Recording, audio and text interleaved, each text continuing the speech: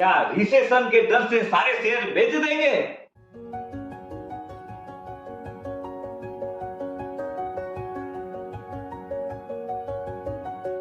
सुप्रभात दोस्तों, आप सभी का एसके हेल्थ एंड वेल्थ में स्वागत है। दोस्तों, अभी जो माहौल हो रखा है, सब कोई को ऐसा लग रहा है कि अभी सारे शेयर बेच देने चाहिए।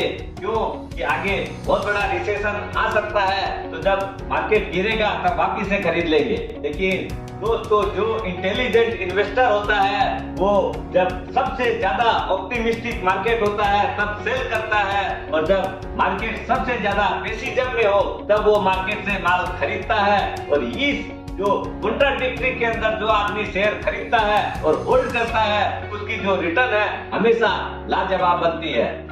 आज जो सेक्टर की बात कर रहे हैं वो है फार्मा सेक्टर। दोस्तों, बहुत वर्षों से परफॉर्म नहीं कर रहा है और अभी एकदम बॉटम के ऊपर चल रहा है। क्यों? कि अभी जब से कोविड गया है उसके बाद में लोगों को लग रहा है कि उसका जो होना था हो चुका, इसलिए अब उसके अंदर बहुत बड़ी वैल्यू बाइंग अपने कर सकते हैं। इस कैटेगरी के अंदर पहला जो शेयर आता है वो है सनोफी इंडिया। आज के दिन अपने को बहुत ही डिप्रेस्ड प्राइस में मिल रहा है, कारण जून का जो क्वार्टर का रिजल्ट आया था वो थोड़ा वीक आया था। दूसरा, उन्होंने 2 ब्रांड अपने सेल किए थे, उसकी एक बहुत बड़ी वैल्यू उन्होंने डिविडेंड के रूप में अपने को पेमेंट कर दी, लेकिन मार्केट में थोड़ा सेंटीमेंट डाउन हो गया। अभी सिर्फ 5,900 रुपया पे पर शेयर पे अवेलेबल है।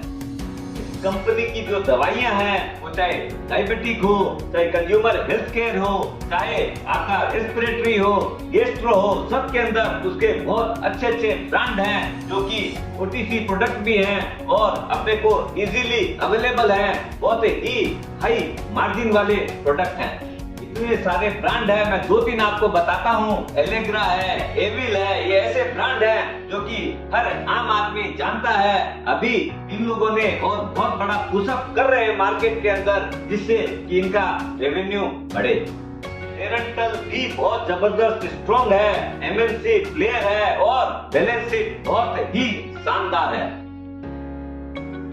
23 करोड़ की एक छोटी सी इक्विटी कैपिटल है और 3,000 करोड़ रुपया से ऊपर का रिजर्व एंड सरप्लस है।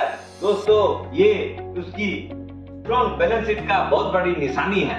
दोस्तों, डिविडेंड पे आउट की जब बात आती है, 2020 के अंदर इन्होंने 350 रुपया पर शेयर का डिविडेंड दिया था।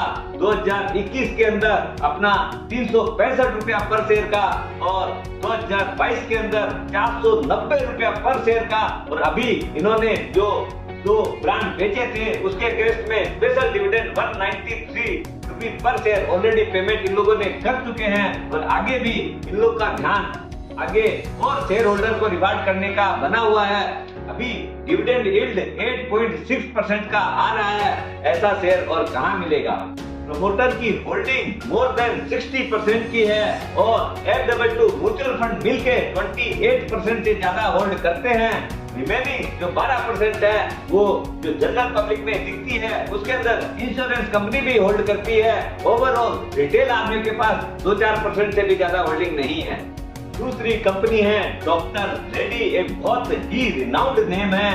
दोस्तों, एक 78,000 करोड़ रुपया मार्केट कैप की कंपनी सिर्फ 4100 रुपया पर शेयर के अंदर अवेलेबल है। इस कंपनी का रेवेन्यू 22,000 करोड़ रुपया का है और नेट प्रॉफिट 2100 करोड़ रुपया है। एक छोटी सी इक्विटी कैपिटल है ओनली 83 करोड़ रुपए की और ह्यूज रिजर्व है 20,000 करोड़ रुपया का। अभी कंपनी डिप्रेस्ड हो रखी है क्योंकि जियोपॉलिटिकल सिचुएशन की वजह से, क्योंकि इसका एक बहुत बड़ा मार्केट से रसिया और यूरोप के अंदर है जहां पर डिस्टर्बेंस चल रहा है। कंपनी का पोर्टफोलियो बहुत ही वाइड है, बहुत ही वेरिड है और एपीआई के अंदर तो उन लोग वर्ल्ड लीडर है।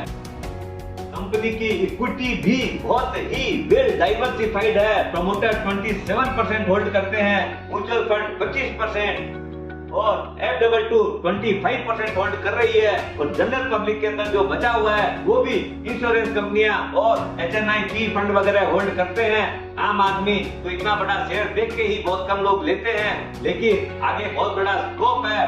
फेस वैल्यू भी सिर्फ 5 रुपया का है, आगे जाके स्प्लिट और बोनस दोनों की बहुत बड़ी संभावना है। तीसरा स्टॉक है ग्लैक्सो। दोस्तों ये वो कंपनी है, वर्ल्ड की one of the oldest company है, फार्मा कंपनी, और आज के दिन अपने 24 कई वर्षों के लो लेवल पे मिल रही है ओनली 1400 रुपीज के ऊपर।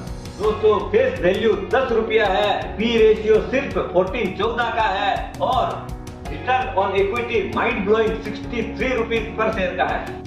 दोस्तों इस स्प्लिट के जमाने में आज भी ये शेयर 10 रुपया फेडअप का मिल रहा है, पी रेशियो सिर्फ 14 का है, और mind blowing return on equity 63% का है।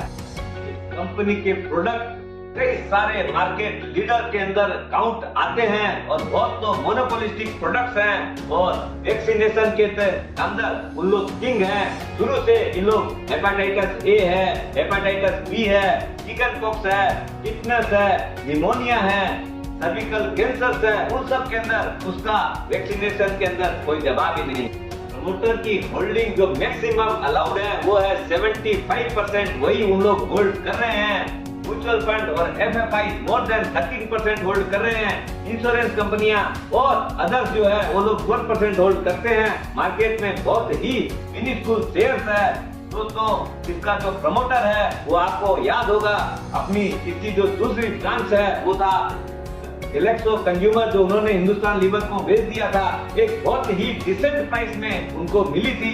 ऐसे ही कोई बहुत ही दूर नहीं है, हो सकता है कभी भी डीलिस्टिंग ऑफर आ जाएगा, तो उस टाइम में आपको ये शेयर 3000-4000 में भी अवेलेबल नहीं रहेगा और आपका माल पूरा का पूरा चला जाएगा। दोस्तों फार्मा एक ऐसा सेक्टर है जिसमें कभी रिसेशन आ ही नहीं सकता। क्यों कि जितनी ज्यादा स्थिति खराब होती है आदमी उतनी ज्यादा दवाइयां लेता है, तो उसको तो कंजम्पशन करना ही है। आदमी दाल रोटी खाए नहीं खाए, आजकल आए दिन आप देखते होंगे आदमियों की जो बक्सा है वो दवाइयों की बड़ी हो रही है। गिन गिन के लोग दवाइयां खाते हैं, कोई 10 खा रहा है, कोई 15 खा रहा है, और इसलिए इसके अंदर डरने की कोई बात है ही नहीं। दोस्तों स्वस्थ रहो, मस्त रहो और रिसेशन का मजा लो।